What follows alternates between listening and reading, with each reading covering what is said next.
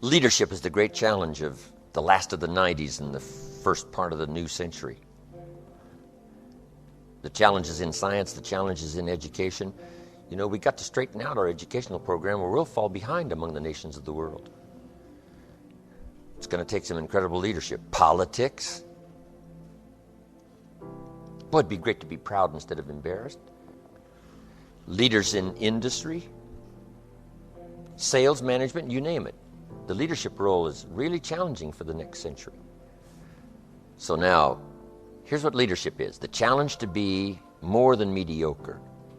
The challenge to step up to a new level, a new dimension. And here's what this new dimension has. Opportunity and responsibility. But who wouldn't want the responsibility along with the opportunity if it builds an extraordinary life? You wouldn't want it any other way. Here's some of the refinement of leadership. Now, I've got to go through these notes rather quickly. The refinement of leadership. Make this list. Learn to be strong but not rude. Some people mistake rudeness for strength. Rudeness we don't need. Strength we do need. Here's the next one. Learn to be bold but not a bully. We need to boldly seize the day, boldly seize the opportunity, boldly seize the chance. But we don't need bullies. We don't need anybody to push anybody around. There's a whole new level of leadership. Especially like in network marketing, you got to learn it anyway if you want to succeed. But it'll work anywhere. A new method of leadership. Here's what it is. Leadership by invitation. Not leadership by threat. Not leadership by aggravation. Not leadership by intimidation. That now shows the weakness of the leader. That now shows ego at work instead of skills. But it's leadership by invitation. Invite somebody to a better way of doing things. Here's what else it's called. Leadership by inspiration. Inspiring somebody to make the necessary changes to move up or to get the job done. As leaders, we inspire. As leaders, we entice. As leaders, we invite. Invite, entice, inspire. Not threaten. New kind of leadership. Be bold but not a bully. Next. Be kind but not weak. Some people mistake weakness for kindness. And it's a great mistake. Kindness isn't weak. Kindness is a certain unusual strength. But don't say, I must be weak in order to be kind. The answer is no. Sometimes you have to be unusually strong to be kind. Somebody coined the expression, tough love. Love that really tells the truth and levels, sometimes with a broken heart, but whatever has to be said, has to be said. Kind but not weak. Here's another one that's excellent. Be thoughtful but not lazy. We need to give thought, but we also need to take action. You need to dream without just being a dreamer. Head in the clouds, yes, dreaming, lofty dreams, but feet on the ground. Here's 2 or 3 more. These are excellent. Be humble but not timid. Some people mistake timidity for humility. Humility is a virtue. Timidity is an illness. It can be cured. It can be managed. And if you are timid, you got to work on it. I'm telling you, it's a weakness. It's not a virtue. But you must turn your timidity into strength and keep working on it and keep working on it until finally you have driven it into such a small corner that it does not devastate your life anymore. Now you use it as a source of teaching. I used to be so shy and so timid, but I worked on it and I worked on it and I've driven it into such a small corner, it doesn't dominate my life anymore. It's still there, but it doesn't dominate. That's what's important. But humility is a virtue. Expands your ability to understand the vastness of it all and how small we are in relation to everything. Humility that causes you to get on your knees and talk to a child without any fear of how you'll look. Humility. To understand, yes, humans are unique, but in the vast space of it all, we're all pretty small. Yes, we know, but what we don't know is so much greater than what we do know. Here's a couple of more. Be proud without being arrogant. There's something to be said for team pride and community pride. company pride, personal pride. But don't cross the line to where your being proud now becomes arrogance. Pride we need, arrogance we don't. Arrogance is usually the childish attempt to make up for lack of self-worth. The childish attempt to make up for lack of self-worth has a tendency to create arrogance. And you know the worst kind of arrogance? Arrogance from ignorance. That's the worst kind. If a guy's smart and arrogant, we can tolerate that. But if a guy's dumb and arrogant, that's hard to take. So now, all leaders must learn the basic laws so they can use them as illustrations as well as use them for productivity. Here's the first of the basic laws. Whatever you sow, you reap. Now here's another way to put it on the positive side. In order to reap, you must sow. Reaping is reserved for those who sow, who plant. To deserve the harvest, you must plant the seed. Take care of it in the summer. Carefully harvest it and then do wise things with the harvest. Here's the rest of the law of sowing and reaping. If you sow good, you reap good. If you sow bad, you reap bad. You can't sow bad and hope for good. You can't plant weeds and hope for flowers. It works both positive and negative. Now, here's something else about the law of sowing and reaping. You don't reap what you sow. That's important to understand. You reap much more than what you sow. If you just reap what you sow, what's the exercise for? No, we don't reap what we sow. We reap much more than what we sow. Now, here's what's important to understand on that. It works both positive and negative. The old prophet said, if you sow to the wind, you don't reap a wind. You reap a whirlwind. You got to be careful sowing to the wind. It doesn't come back as a wind. It comes back as a whirlwind. That's on the negative side. But now it also works on the positive side. If you plant a cup of corn, how much do you get back? A cup? No, a bushel for the cup. You get back much more than what you plant. That's the reason for planting, for the increase. Positive, negative. Now here's the next key to the law of sowing and reaping. Sometimes it doesn't work at all. Everybody has to understand. The farmer plants the crop in the spring, takes care of it all summer, is an honorable man, loves his family, is a decent citizen. But the day before he sends the combines into the field, a hailstorm comes along and beats his crop into the ground, and it's gone, it's lost. So this time it didn't work. So now what must the farmer do? He's got to decide whether to do it again or not. Should we take another chance in the next spring? We would advise him to do so, even though he lost everything in the last harvest. And it didn't work. You didn't reap what you sowed. But here's the law of averages. Here's the odds. More often than not, you reap what you sow. More often than not, you'll have a harvest if you plant in the spring. There's no guarantee, but more often than not. And guess what more often than not is? Pretty good odds. It's better than Las Vegas. The law of sowing and reaping. Next, one of the most important laws to learn is the law of averages. If you do something often enough, you'll get a ratio of results. Once you understand that, the world is yours.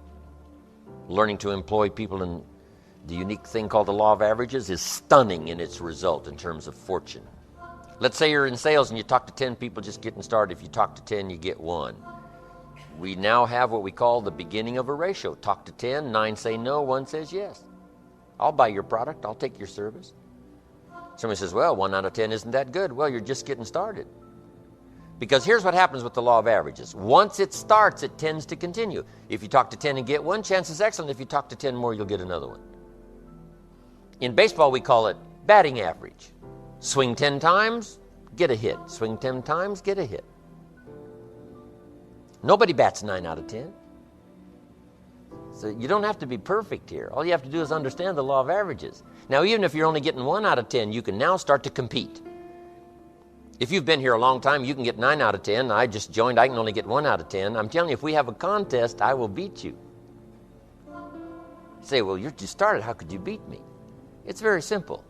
If we have a 30-day run on a contest or a 60-day run, while you talk to 10 and get 9, I will talk to 100 and get 10. I win. Isn't that clever? Here's what I do if I'm new. I make up in numbers what I lack in skill. I make up in numbers what I first lack in skill. Now, when my skills increase, I don't have to do 100 to get 10. Once you understand the law of averages, I'm telling you, it's so exciting to work with the law of averages. The law of averages works in our little money plan here.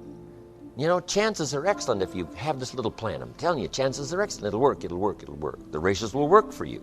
Here's what else is exciting. The law of averages can be increased. At first, you only get 1 out of 10, but the better you get, the more skills you develop. Now you get 2 out of 10, and then 3 out of 10. And you don't need more than about 2, 3 out of 10 to get rich. In working with people, there's a unique story about the law of averages. It says the sower went out to sow the seed. Number 1, he had excellent seed or a great story to tell and a good product to sell. And it says the sower was ambitious, got up early in the morning and went out to do the deal. So good seed, ambitious sower, and he starts to sow the seed. But here's what happens. Make the notes. The first part of the seed that he sowed, the birds got, and the birds are going to get some. John said, yes, I will come check out the meeting, see if that's an opportunity for me. He says, I will be there on Tuesday night. Tuesday night comes, John isn't there. Say, I wonder where he is. The birds, whatever form they come in. And he's not there. Somebody stole the seed. Somebody robbed him of the opportunity. Guess what you can do about it? Nothing? Well, you could chase birds, but I'm telling you, it's not a good deal. You say, well, I'll get a hold of John, whoever talked him out of coming, I'll go straighten them out. I'm telling you, you've asked for more than you can handle. Here's what you should do. Here's what the sower did. He kept sowing the seed. Here's what you can do if you stay busy. Sow more than the birds can get. Just depend on the law of averages. Not trying to straighten out every problem. So the birds are going to get some. Now it says he kept sowing the seed, and now the seed falls on rocky ground where the soil is shallow, and the little plant starts to grow, but the first hot day, it withers and dies. So make the note, the hot weather's going to get some. You recruit somebody and they join, say, hey, I'm going to really do great here. And 2 days later, somebody says, boo, and they quit. The first hot day. Say, what can you do about that? Nothing. Because if you start chasing, trying to fix this, I'm telling you, it's unfixable. But here's what you can do to fix your future. Keep doing like the sower did. He kept on sowing. And you can't be responsible for the shallow ground. That's somebody else's responsibility. So here's the third key now. He keeps sowing the seed, and now the seed falls on thorny ground. And this time the little plant starts to grow again, but the thorns choke it to death, and it dies. So make the note, the thorns are going to get some. Here's what it called the thorns in this little story. The cares of life, little duties, little distractions. I said, John, we had a meeting last night. How come you weren't here? John says, well, I can't make every meeting. I said, why not? He said, well, the screen door came off the hinges. You just can't let your house fall apart. You got to take time and fix. I can hear the thorns go. He said, some extra trash piled up in the garage. You just can't let mountains of trash pile up in your garage. What can I do about that? People let little things cheat them out of big opportunities. And sometimes it's a little heartbreaking to watch, especially if it's somebody you care about. But there are some things, remember, you can't straighten out. You just got to depend on something else for your fortune and your future. But now let's go to the rest of the story. Here's what it says. Finally, the sower keeps sowing the seed. Now it falls on good ground. Underline this, good ground. And it always will. If you keep sharing a good idea, it will someday fall on good ground. Productive ground, receptive ground, decision-making ground. Now, it was interesting, though, about the ground. Here's what it said about the ground. Some of this good ground now produced 30%, some produced 60%, and some produced 100%. What's that called? The law of averages. Everybody's not going to do the same. Everybody doesn't have the same ambitions. And you can't straighten this out now. You just have to take it like it comes. It's like the seasons. You can't rearrange them and say, I'll take 2 springs, 3 summers. No, you got to take them like they flow. But now how do you get 100%ers? Some will produce 100%. How do you get some 100%ers? You got to go through the birds, and you got to go through the hot weather, and you got to go through the choking thorns, and you got to sort of put up with those, that haven't got much ambition, 30, 60%ers, and you'll get some 100%ers. The law of averages is at work in the university. Are there as many seniors as there are freshmen? Why is that? It's a mystery. The inevitable erosion of life says there's always going to be more freshmen than seniors. Not every race that started does everybody finish. The answer is no. Some people don't want to finish. Some people plant in the spring and leave in the summer. And you can't straighten that out. Here's what you can do. Keep telling the story, keep sharing a good idea, and I'm telling you, it will work for you. So here's what we say. If you want a lot of graduating seniors, you must keep loading the freshman class. The law of averages. It's one of the greatest studies to make. It'll serve you well in your business career, your sales career, any kind of career. One more on the law of averages. There's an old rule, and it's been around a long time, that says 20% of the people do 80% of the business and 80% do 20%. And this is something you don't try to change or rearrange. It's part of the deal. Somebody says, well, I'll just fire the 80%. Say no, because whoever's left, 20% of them will do 80% and 80 will do 20%. That's not something you mess with. Here's what these laws are. Something you work with, something you understand and you work with. 20 are going to do 80, and it works everywhere. Ask the minister of the church, who puts up the money here to support the church? He says 20% of the people pick up 80% of the tab, and 80% pick up 20%. Americans paying taxes, what's the deal? 20% pay 80% of the taxes, and 80% pay 20% of the taxes to run the federal government. This is not something you mess with. This is something you work with till you understand it. Well, how do you work with the 80-20? Here's what you got to do. Part of it's time management. You can only give 20% of your time to the 80% because they're only producing 20%. Now you can give 80% of your time to the 20%. Now remember, the pull is in the opposite direction. Guess who wants 80% of your time? The wrong group. The wrong group. Now, this is not a moral question. The wrong group in terms of productivity and effectiveness in your business, your future. So what's the answer to that? Here's part of the answer. You can work individually with the 20%, but you can only work by group with the 80%. However, guess who usually wants your individual time? The 80%, and you cannot do that. That's the law of averages. Here's the next important law, called the law of faith. We covered it a little bit earlier in a fairly simple form. Faith is the ability to see things that don't yet exist. Faith, though, can turn difficulty into reality, positive reality. And I just want to give you this quick little line up here because it's so important to ponder and then work it.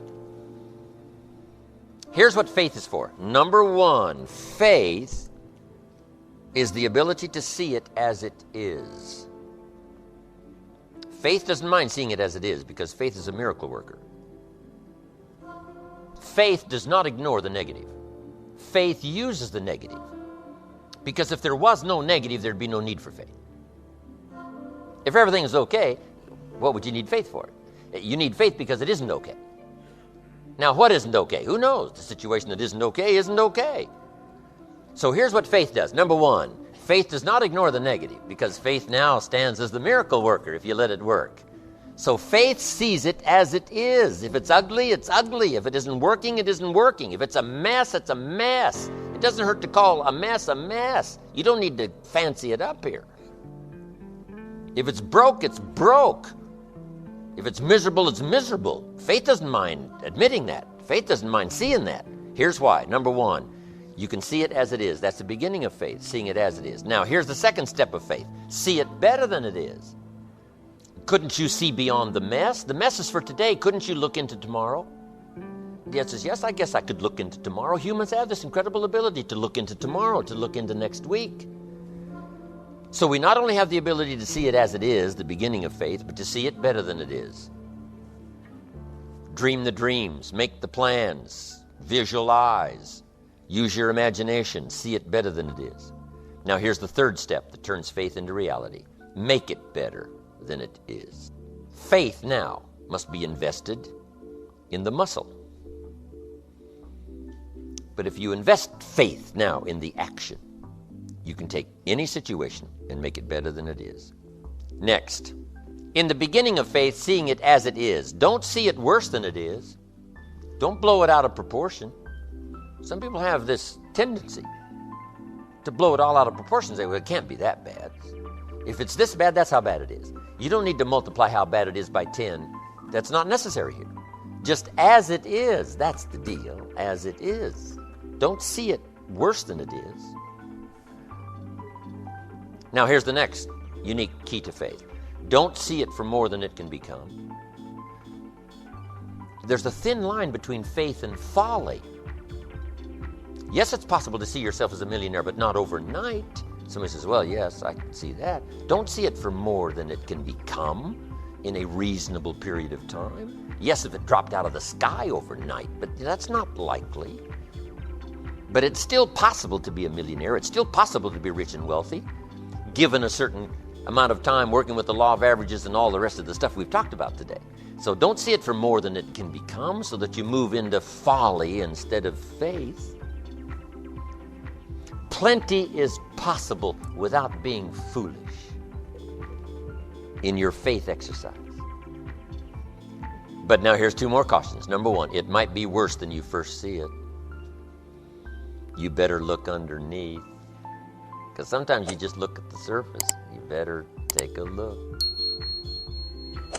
so that you can really see it as bad as it is. Not to overblow it now, but to make sure you see it as bad as it really is. Now here's the next one. Give yourself a chance to understand that it could be far more in the future than what you can first see. By faith, here's all you can see. The miracles that we see here gives us a certain amount of faith, but it looks like we need some more. But you take the first step. Take the first step of what you can see, but give yourself a chance to be able to see it for more than what you first see it. On a foggy night, if all you can see is 100 feet, here's what you do. Walk that first 100 feet, now you can see another 100 feet. You can't see the 200 feet. But if you can see 100 feet, you walk the first 100 feet, now you can see another 100 feet. So I'm asking you to take the early steps of faith. Whatever you can see it possible to become, start believing that. Have faith for that. And I'm telling you, as that starts to exercise, you'll be able to see it for more and for more and for more. The possibilities will start to increase in your own imagination. Now make these notes. In leadership, working with people, make these notes. Learn to work with the people who deserve it, not the people who need it. Because life operates by deserve. We studied that yesterday. Shouldn't the welfare people have said to Mary, Mary, look, I know you need the $400, but from now on, when I come back here with the check for $400, here's a bucket of paint and a brush, this little fence around here, and the posts on the door have got to be painted. She says, okay. Now, this little bit of paint's not worth $400, but it's a step to begin the process of what? Deserving it instead of just needing it. And you can start walking people away from need to deserve. Just let them take the early steps. Next time she comes and says, now, Mary, if this is done and the weeds are pulled and all this stuff is done and the painting is done and the weeds are done, and then you get the next 400. And now she's starting to walk out. She starts to feel better because she's beginning to deserve it, not just need it. Isn't that big time philosophy? Teaching people how to deserve it. Work with the people who deserve it. You say, Mary, if you take this step, I take 2 steps. And then if you take 2 more, I take 4 more. But if you don't take the first one, I don't. You step, I step.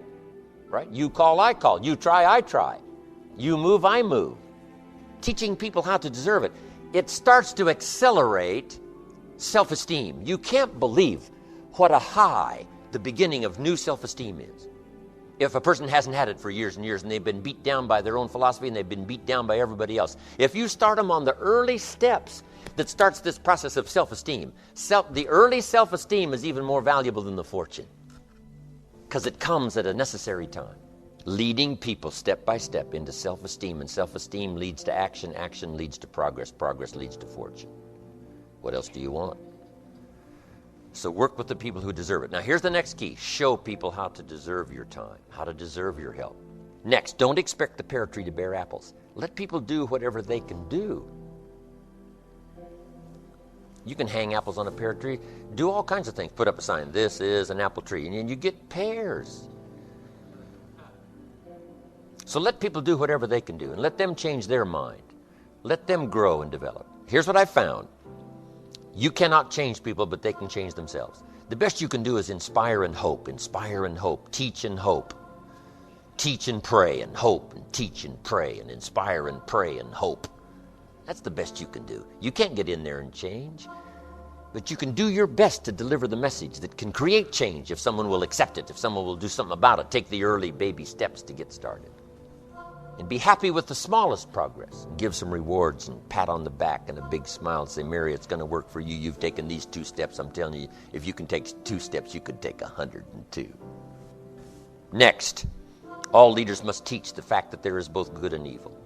Here's the challenge for all of us, to become the most of the good in us and the least of the bad. The most of the good and the least of the bad, because that resides in all of us. That's the beginning we talked about the other day of civilization, becoming the most of the good and the least of the bad. But we must remember there is both good and evil. I did a speech one time called Today I Am a Wealthy Man. Didn't have much to do with money, but let me give you the list and we're finished. I said, today I'm a wealthy man, number one, because of my heritage. All that I inherited, that I didn't work for, I was blessed with it. One was my parents, one was my country. I was blessed by books I didn't write. I was blessed by libraries I didn't build. I was blessed by courts I didn't organize. I was blessed by airplanes and telephones. I'm blessed by all that. I didn't create it. I inherited it. I inherited a country that believed in democracy and freedom. I mean, once you start this list of heritage, it's just staggering. Next, I said I'm wealthy because of my knowledge. Those that have passed their knowledge on to me has made me rich beyond belief. Here's what I asked for one time, a long time ago, unusual awareness. I want to be sensitive to what's happening, unusual awareness. Not only the gift of knowledge, but what's happening, what's going on, so that I can use my knowledge to the best of my ability. I only asked of my daughters 2 things. That's all. My daughters, I only asked 2 things. Here are those 2 things. Number 1, the highest respect for all life. Number 2, unusual kindness. That's all I asked. The highest respect for all life and unusual kindness. Next, I'm a wealthy man because of my future. I have the pledge of goods and services of people you wouldn't believe doing business around the world. Mega billions. You can imagine the extraordinary life I live. It's unbelievable. And the pledge of goods and services, the pledge of help and assistance, the pledge of camaraderie, the pledge of whatever. See, Mr. Rohn, what else would you like to do? We'll just go do it. You know, you want to build your own country? We'll do that. I mean, you know, whatever you want, we'll just go do. Can you imagine what that feels like? Whatever you want to do, there's plenty of resources all around the world to just go do it. That is so staggering. It's just unbelievable for me. Next, I want to leave you with this little challenge. Number 1, let others lead small lives, but not you. Let your life not be just acceptable, but memorable. Let others cry over small hurts, but not you. Let others waste their resources, but not you. And then here's 2 more, and I'm finished. Learn to help people with their lives, not just their jobs. We need to teach job skills, yes. But if you'll also teach life skills, weave it all into the teaching of job skills. Teach your children job skills, but then teach them life skills. And here's the last, my challenge for you. It comes from the old prophet. Here's what he said. If you work on your gifts, if you work on your abilities, if you work on your skills, if you work on your gifts, they will make room for you. They will make a place for you. If you become attractive, you'll have an attractive place. If you work on your skills, they will put you in an unusual place. You don't have to worry about the place. It is right now being prepared for you to qualify. The place. And if you work on your gifts, gifts of language, gifts of intelligence, gifts of faith, gifts of helping others, gifts of influence, if you'll work on those gifts, you'll always have a place. I got to be one of the great examples. Look where my gifts have brought me to this place. I worked hard on my gifts. I worked hard on my skills. I worked hard on my delivery. I worked hard on my ability to affect other people with language and words and experiences.